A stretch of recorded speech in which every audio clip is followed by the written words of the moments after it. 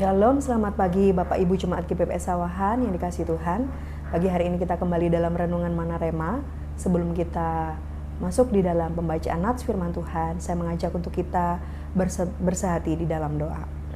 Kami bersyukur buat sepanjang malam kami, Tuhan memelihara setiap kami dalam naungan perlindungan tangan Tuhan.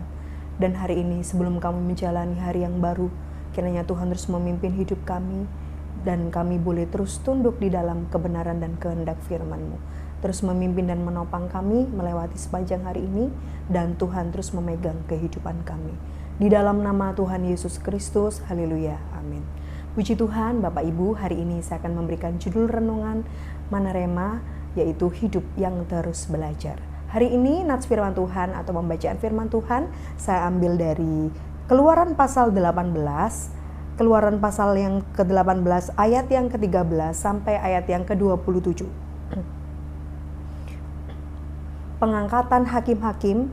Keesokan harinya duduklah Musa mengadili di antara bangsa itu, dan bangsa itu berdiri di depan Musa dari pagi sampai petang. Ketika mertua Musa melihat segala yang dilakukannya kepada bangsa itu, berkatalah ia, "Apakah ini yang kau lakukan kepada bangsa itu? Mengapakah engkau seorang diri saja duduk, sedang di seluruh bangsa itu berdiri di depanmu dari pagi sampai petang?" Kata Musa kepada mertuanya itu, "Sebab bangsa ini datang kepadaku untuk menanyakan petunjuk Allah. Apabila ada perkara di antara mereka, maka mereka datang kepadaku, dan aku mengadili antara yang seorang dan yang lain. Lagi pula aku memberitahukan kepada mereka ketetapan-ketetapan dan keputusan-keputusan Allah." Tetapi mertua Musa menjawabnya, "Tidak baik seperti yang kau lakukan itu. Engkau akan menjadi sangat lelah, baik engkau, baik bangsa yang beserta engkau ini, sebab pekerjaan ini terlalu berat bagimu. Takkan sanggup engkau melakukannya seorang diri saja. Jadi sekarang dengarkanlah perkataanku, aku akan memberi nasihat kepadamu, dan Allah akan menyertai engkau. Adapun engkau, wakililah bangsa itu di hadapan Allah, dan kau hadapkanlah perkara-perkara mereka kepada Allah. Kemudian haruslah engkau mengajarkan kepada mereka ketetapan-ketetapan dan keputusan-keputusan, dan memberitahukan kepada mereka jalan yang harus dijalani dan pekerjaan yang harus dilakukan. Di samping itu, kau carilah dari seluruh bangsa itu orang-orang yang cakap dan takut akan Allah, orang-orang yang dapat dipercaya dan yang benci kepada pengejaran suap. Tempatkanlah mereka di antara bangsa itu menjadi pemimpin 1.000 orang, pemimpin 100 orang, pemimpin 50 orang, dan pemimpin 10 orang. Dan sewaktu-waktu mereka harus mengadili di antara bangsa, maka segala perkara yang besar haruslah dihadapkan mereka kepadamu. Tetapi segala perkara yang kecil diadili mereka sendiri. Dengan demikian mereka meringankan pekerjaanmu, dan mereka bersama-sama dengan engkau turut menanggungnya. Jika engkau berbuat demikian dan Allah memerintahkan hal itu kepadamu, maka engkau akan sanggup menahannya, dan seluruh bangsa ini akan pulang dengan puas senang ke tempatnya." Musa mendengarkan perkataan mertuanya itu, dan dilakukannya segala yang dikatakannya. Dari seluruh orang Israel, Musa memilih orang-orang cakap dan mengangkat mereka menjadi kepala atas bangsa itu, menjadi pemimpin 1.000 orang, pemimpin 100 orang, pemimpin 50 orang, dan pemimpin 10 orang.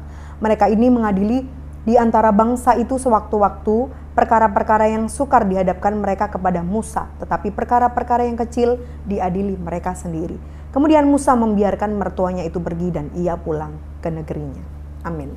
Bapak Ibu, kisah yang dari nats pembacaan firman Tuhan yang kita baca hari ini adalah bagaimana Musa sebagai pemimpin bangsa Israel pada saat itu tidak hanya memimpin dalam perang atau dalam perjalanan umat Israel, tetapi Musa juga memimpin atas setiap masalah-masalah yang tengah dihadapi oleh umatnya.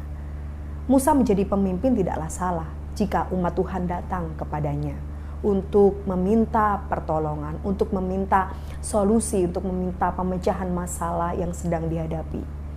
Tetapi saat itu Musa bertemu dengan mertua Yitro, dan Yitro mengatakan bahwa tidaklah patut atau tidaklah baik apa yang dilakukannya jika dikerjakan seorang diri atau hanya Musa saja yang menyelesaikan.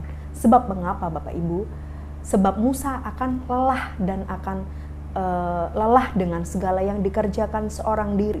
Dan kelelahan yang dikerjakan Musa itu bukan hanya berpengaruh untuk diri Musa sendiri, tetapi juga akan berpengaruh dengan bangsa yang dipimpinnya. Mungkin akan ada kekacauan atau keputusan-keputusan yang tidak baik yang dihasilkan karena Musa menanggungnya sendiri. Bapak Ibu, hari-hari ini, akhir-akhir ini banyak sekali umat Tuhan, anak-anak Tuhan, mereka yang sedang terjebak dalam situasi kelelahan atau kecapean. Lelah karena pekerjaan, lelah karena melayani Tuhan, kelelahan karena apa yang harus dilakukannya, lelah sebagai seorang gembala atau seorang pemimpin jemaat, lelah sebagai seorang hamba-hamba Tuhan, lelah sebagai seorang pekerja. Hari ini kita melihat bagaimana orang banyak yang sedang lelah. Banyak mereka juga mencari waktu untuk mereka bisa healing, mereka boleh mencari waktu untuk refreshing. Tetapi satu hal Bapak Ibu yang perlu kita pelajari dari nats pembacaan firman Tuhan pagi hari ini, bahwa setiap kelelahan yang kita tanggung sendiri, sebab kita merasa kita cakap, kita merasa kita bisa, kita merasa bahwa kita bisa menanggungnya sendiri, itu bukanlah sesuatu hal yang bijak atau bukanlah sesuatu hal yang baik. Sebab Tuhan juga mempercayakan orang-orang di sekitar kita, orang-orang di sekitar kita, keluarga kita, rekan-rekan kita juga akan membantu apa yang menjadi pekerjaan kita.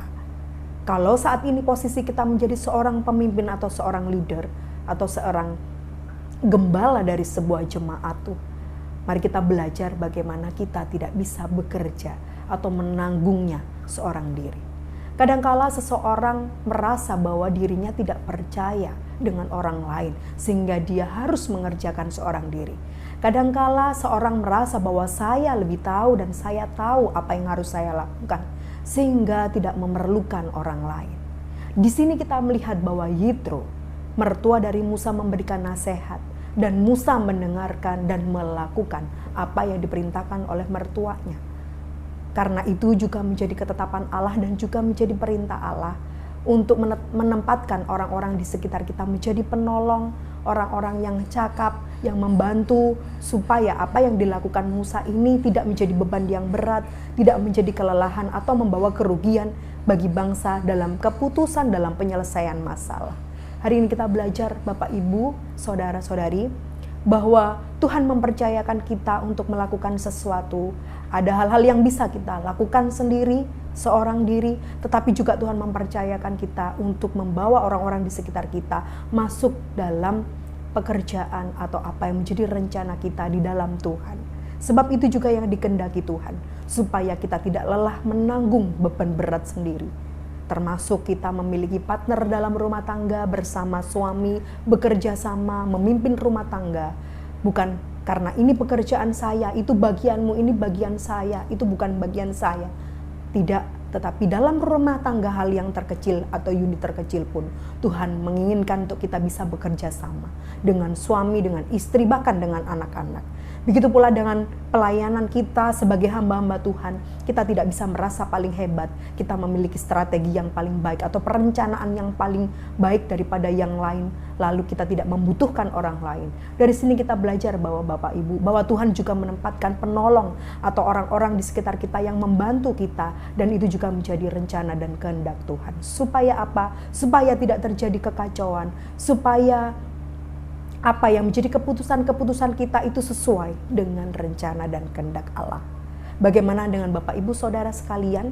Apakah saat ini kita merasa seperti halnya Musa yang mau terus belajar kepada siapapun dan mempercayakan apapun kepada orang-orang di sekitarnya? Ataukah kita merasa bahwa keputusan saya hanya cukup saya yang tahu dan saya yang bisa melakukannya? Saya bisa mengerjakan dan menanggungnya seorang diri? Bapak Ibu, mari kita belajar bahwa hidup akan terus belajar. Belajar dari orang-orang di sekitar kita. Mereka yang cakap, mereka yang tidak cakap, mereka yang tua, mereka yang muda. Tuhan menempatkan orang-orang di sekitar kita bukan tanpa tujuan. Tetapi Tuhan menempatkan orang-orang di sekitar kita untuk menolong kita, untuk membantu kita, untuk melakukan apa-apa yang menjadi rencana dan pekerjaan Tuhan. Tuhan Yesus memberkati Bapak Ibu sekalian. Mari saya mengajak untuk kita bersehati dan bersepakat dalam doa. Terima kasih Tuhan, kami bersyukur buat pagi hari ini. Hari ini kami boleh belajar Tuhan satu kebenaran-Mu, bahwa kami tidak bisa menanggung segala sesuatu seorang diri saja. Di dalam rumah tangga Tuhan menempatkan suami, menempatkan istri dan anak-anak, supaya kami boleh bekerja sama untuk mengerjakan apa yang Tuhan percayakan dalam rumah tangga. Di dalam pekerjaan Tuhan menempatkan anak buah, menempatkan bos, pemimpin juga Tuhan, untuk kami boleh satu sinergi dan bekerja sama. Begitu pula di dalam rumah Tuhan, dalam pekerjaan Tuhan, Engkau menempatkan banyak orang untuk kami boleh bersama-sama mengerjakan apa yang Tuhan percayakan. Sebab ketika kami melakukan seorang diri saja Tuhan, kami akan lelah, kami akan capek. Jangan-jangan setiap keputusan yang kami buat itu akan menjadi kekacauan di depan. Oleh sebab itu, kami terus memerlukan pimpinan Tuhan di dalam rumah tangga, dalam pekerjaan, dalam pelayanan atau apapun yang Tuhan percayakan. Supaya setiap apapun langkah kami ke depan, kami dituntun oleh rencana dan kehendak Tuhan. Sehingga kami tidak menyimpang ke kanan ke kiri, tetapi kami seturut dengan apa yang menjadi kebenaran Tuhan. Mari Tuhan berikan kami kesanggupan dan kemampuan untuk melakukan bagian kebenaran Tuhan, supaya hidup kami boleh terus memuliakan nama Tuhan. Terpujilah nama-Mu ya Tuhan, di dalam nama Tuhan Yesus Kristus, haleluya, amin. Tuhan Yesus memberkati Bapak Ibu sekalian.